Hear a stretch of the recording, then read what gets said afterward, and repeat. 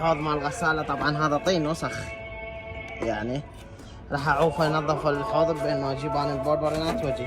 انصحكم تشتروهن، لان هذا هناك موجود الزين والمو زين. هذا كله طين طبعا، هسه راح يطلعه كله طين. هسه راح ننظفها وارجع اراويكم اياها.